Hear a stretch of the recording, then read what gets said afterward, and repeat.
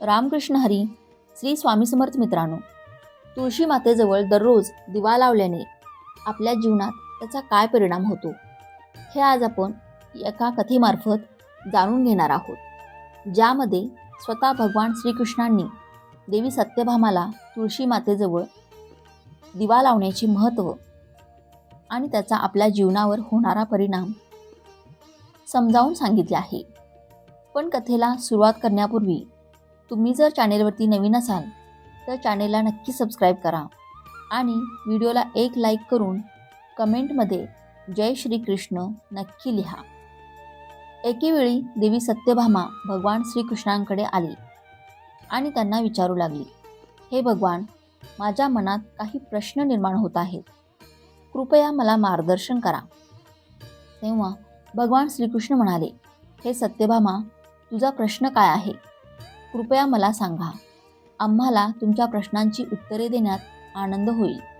तेव्हा सत्यभामा म्हणते, हे स्वामी, तुळशीजवळ दिवा लावण्याचे महत्त्व काय आणि रोज संध्याकाळी तुळशीजवळ दिवा का लावला जातो? यातून माणसाला काय फळ मिळते? तुळशीजवळ दिवा लावण्याची काय पद्धत आहे आणि दिवा लावताना कोणत्या मंत्राचा जप करावा? कृपया मला सविस्तर सांगा. तेव्हा भगवान श्रीकृष्ण म्हणतात, हे देवी, आज सर्व जगाचे कल्याण व्हावे या हेतूने तू खूप चांगला प्रश्न विचारला आहेस. तुमच्या या प्रश्नाचे उत्तर देण्यापूर्वी मी तुम्हाला एक प्राचीन गोष्ट सांगतो, ज्यातून तुम्हाला तुमच्या सर्व प्रश्नांची उत्तरे मिळतील. या कथेमध्ये मी संध्याकाळी तुळशीजवळ दिवा लावण्याचे परिणाम सांगणार आहे, त्यामुळे तुम्ही ही कथा काळजीपूर्वक ऐकावी. ही कथा लक्षपूर्वक ऐका. ही कथा नुसती लक्षपूर्वक ऐकल्याने माणसाला 100 वर्ष तुळशीजवळ दिवा लावल्याचे पुण्य प्राप्त होते. तेव्हा देवी सत्यभामा म्हणते, हे स्वामी, मी ही कथा लक्षपूर्वक ऐकण्यास उत्सुक आहे. कृपया तुम्ही मला ही कथा सांगा. मग भगवान श्रीकृष्ण देवी सत्यभामाला कथा सांगू लागतात. हे देवी, पूर्वीचा काळ होता. दक्षिण दिशेला तुंगभद्रा नावाची खूप मोठी नदी होती. त्याच नदीच्या काठावर हरिपूर नावाचे एक सुंदर शहर होते. त्या शहरात एक मनोहर नावाचा ब्राह्मण राहत होता. तो अत्यंत सद्गुणी स्वभावाचा आणि धर्माचा होता. कार्यकर्ता आणि वेदांचा पण मार्ग चालवणारा होता. त्यांनी समस्त शास्त्राचा अभ्यास केला होता. त्याचप्रमाणे त्याची जी पत्नी होती तिला लोक दुष्ट म्हणायचे, कारण तिची कृती तिच्या नावाप्रमाणे होती. तिने नेहमी आपल्या पतीचा अपमान केला. ती आपल्या पतीबद्दल वाईट बोलायची, त्याला भयंकर वेदना द्यायची, त्याच्यासाठी कधीही जेवण बनवले नाही, त्याच्यासाठी कधीच काही चांगले केले नाही, त्याच्याशी कधीही प्रेमाने वागली नाही. जेव्हा केव्हा तिच्या पतीचे मित्र आणि कुटुंबातील सदस्य घरात आले तेव्हा ती महिला त्यांना अपमानित करून दूर पाठवायची आणि वासनेने वेडी होऊन ती सतत व्यभिचारी स्त्रियांबरोबर हिंडत असे. पतीला बाजूला ठेवून तिचे मन इतर पुरुषांकडे केंद्रित होते. ती आपल्या पतीशी कधीच प्रेमाबद्दल बोलली नाही, परंतु ती इतर पुरुषांसोबत बसून बोलायची आणि इतर पुरुषांना मोहित करण्यासाठी वेशभूषा करून गावात फिरायची.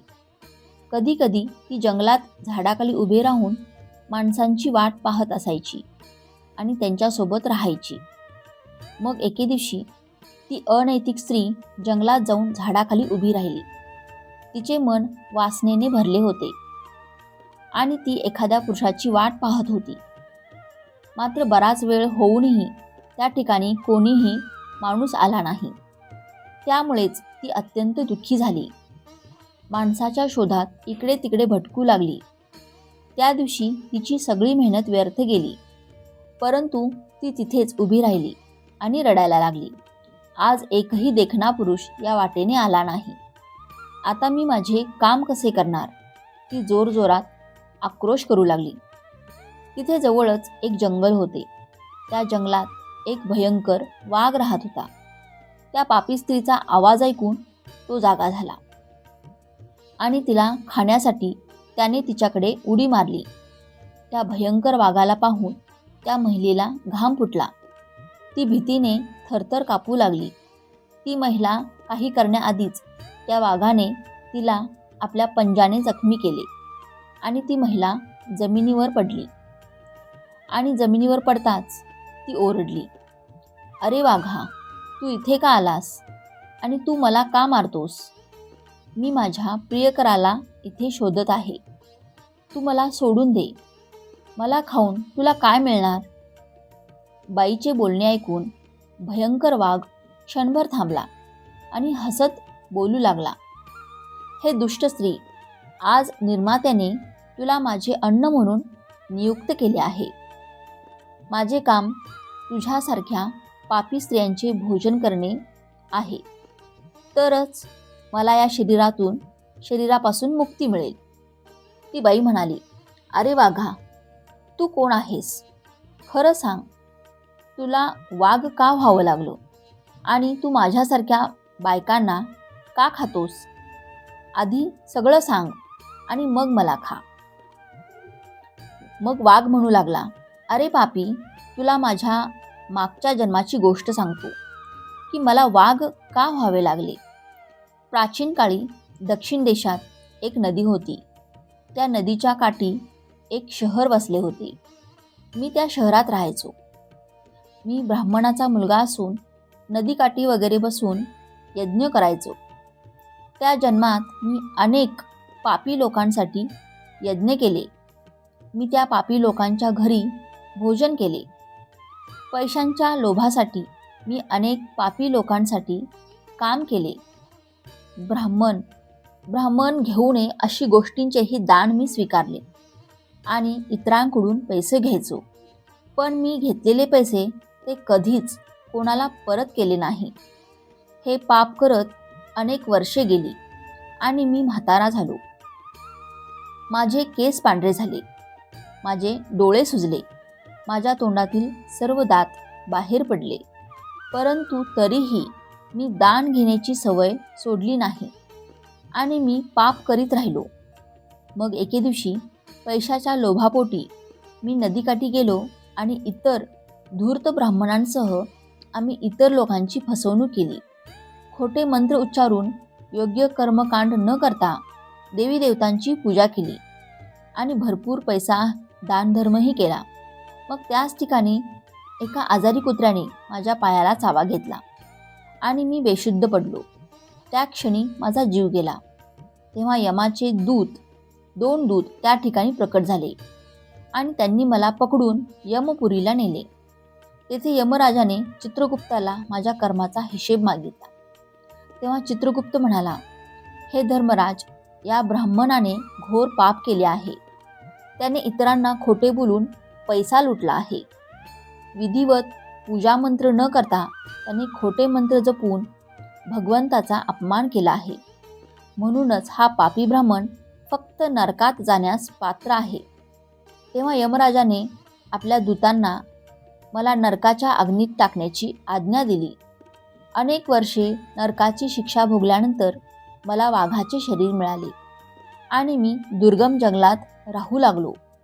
माझ्या मागील जन्मातील पापे आठवून मी कधीच महात्मा, ऋषी आणि सती स्त्रिया खात नाही.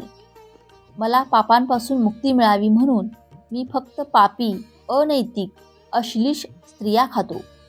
अशा प्रकारे वाघाने आपल्या मागील जन्मातील कथा सांगितली आणि त्या स्त्रीला म्हणाला, "हे पापी, तुझ्या वागण्याने तू विकृत दिसत आहेस. तुझ्या पतीला सोडून तू इतर पुरुषांसोबत सुख भोगायला आली आहेस. म्हणूनच तू आज माझे नक्कीच अन्न बनशील." असे बोलून वाघाने आपल्या तीक्ष्ण नखाने त्या पापी स्त्रीचे तुकडे केले आणि खाल्ले. तेव्हा यमाचे 2 दूत त्या ठिकाणी प्रकट झाले आणि त्यांनी त्या पापी स्त्रीला उचलून यमपुरीला नेले, जिथे तिला यमराजांसमोर उभे केले.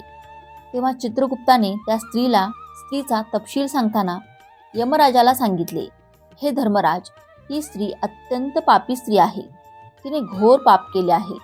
तिने व्यभिचार केला आहे. तिने कधीही आपल्या पतीची सेवा केली नाही. ती आपल्या पतीला विसरून इतर पुरुषांसोबत आनंद लुटत असे." तिचे पाप ऐकून यमराजाने त्या स्त्रीला अग्नीने भरलेल्या तलावात टाकण्याची आज्ञा केली. अशा प्रकारे तिला अनेक वर्षे वेगवेगळ्या नरकात टाकण्यात आले आणि नरकात टाकल्यानंतर ती पापी स्त्री पुन्हा पृथ्वीवर आली आणि चांडाळाच्या रूपात तिचा जन्म झाला. चांडाळाच्या घरी जन्म घेतल्यानंतर ती पुन्हा अनेक पापे करू लागली, व्यभिचार करू लागली आणि अनेक पापी पुरुषांसोबत फिरू लागली. काही काळानंतर तिच्या मागील जन्माच्या पापांमुळे तिला कुष्ठरोग झाला आणि तिला भयंकर वेदना होऊ लागल्या. तिच्या शरीराचे अवयव जळू लागले, तिचे डोळे दुखू लागले. ती या वेदना सहन करून दिवस काढू लागली. मग एके दिवशी तीर्थस्थानाच्या उद्देशाने अंतापूरला गेली. तिथे ती एका आश्रमाबाहेर राहू लागली. त्या आश्रमात तुळशीचे रोप होते. तुळशीजवळ येथील महिलांनी दिवे लावताना पाहून त्या पापी स्त्रीनेही तसेच केले. तिने तुळशीच्या रोपाजवळ दिवा लावला आणि त्याच रात्री हृदयविकाराच्या झटक्याने तिचा मृत्यू झाला आणि यमराजाचे 2 दूत तिला घेऊन जाण्यासाठी तिथे आले. यमाचे दूत त्या फासात बांधलेल्या त्या स्त्रीला घेऊन जाऊ लागले. भगवान विष्णूंचे 2 सल्लागार तिथे प्रकट झाले आणि त्यांनी त्या दूतांना थांबवले आणि म्हणू लागले, हे दूत, या स्त्रीला एकटे सोडा. ही स्त्री नरकात जाण्यास पात्र नाही. तुम्ही हा गुन्हा कोणाच्या सांगण्यावरून करत आहात? तेव्हा यमाचे दूत म्हणाले, यमराजाच्या सांगण्यावरून आम्ही या पापी स्त्रीचे हरण करत आहोत. पण तुम्ही आम्हाला का थांबवत आहात? ही स्त्री अत्यंत पापी असून तिला नरकात नेण्याचा आदेश देण्यात आला आहे. मग पार्षद म्हणू लागले, हे दूत, श्री हरी विष्णूंची भक्त आहे ही. ती नरकात जाण्यास पात्र नाही. तिने संध्याकाळी तुळशीजवळ दिवा लावला आहे. यामुळे तिची सर्व पापे नष्ट झाली आहेत. म्हणूनच ती आता नरकात जाण्यास पात्र नाही. ती स्वर्गात जाण्यास पात्र झाली आहे. पार्षदांचे म्हणणे ऐकून यमाचे दूत त्या स्त्रीला त्या ठिकाणी सोडून यमलोकात परतले. तिथे जाऊन त्यांनी यमराजाला संपूर्ण कथा सांगितली. तेव्हा भगवान विष्णूंच्या सल्लागारांनी त्या स्त्रीला दैवी विमानात बसवून स्वर्गात नेले. भगवान श्रीकृष्ण म्हणतात, हे देवी, सत्यभामा या मार्गानेच तुळशीकडे आली आहे. तुळशीजवळ दिवा लावल्याने माणसाची सर्व पापे नष्ट होतात. जी स्त्री रोज संध्याकाळी तुळशीजवळ दिवा लावते ती भाग्यवान होते. तिच्या मागील जन्माची सर्व पापे नष्ट होतात आणि तिला सुख समृद्धीची प्राप्ती होते. तुळशीजवळ दिवा लावताना या मंत्राचा जप रोज करावा.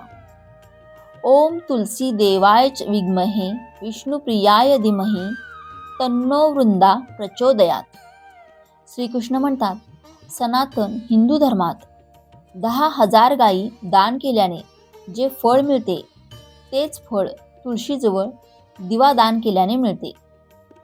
ज्याला मृत्यूसमयी तुळशीच्या पानाचे पाणी तोंडात मिळते तो सर्व पापांपासून मुक्त होऊन श्रीकृष्णाच्या घरी जातो. सनातन हिंदू धर्मात तुळशीच्या रोपाला सर्वात जास्त महत्त्व आहे. तिची पूजा सर्वप्रथम भगवान श्री हरी विष्णूंनी केली होती.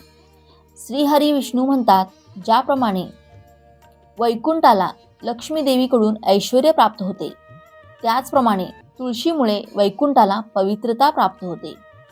पृथ्वीवर जिथे जिथे तुळशीचे रोप आहे तिथे तिथे वाईट कधीच प्रवेश करत नाही. अशी जागा सर्वात पवित्र असेल आणि म्हणून तिथे वाईट वास्तव करणार नाही. असे स्थान सर्वात पवित्र असेल. म्हणूनच आपण आपल्या घरात तुळशीचे रोप लावले पाहिजे. तर मित्रांनो, अशा प्रकारे भगवान श्रीकृष्णांनी तुळशीच्या रोपाजवळ दिवा लावण्याचे महत्त्व सांगितले आहे. जर तुम्हाला आजचा हा माहितीपूर्ण व्हिडिओ उपयुक्त वाटला असेल तर व्हिडिओला एक लाईक नक्की करा आणि चॅनेलला सबस्क्राईब करून आम्हाला प्रोत्साहित करा. तसेच हा व्हिडिओ संपूर्ण पाहिल्याबद्दल आपणा सर्वांचे मनापासून आभार. धन्यवाद. श्री स्वामी समर्थ. रामकृष्ण हरी. जय श्रीराम, जय श्रीकृष्ण, जय माता लक्ष्मी.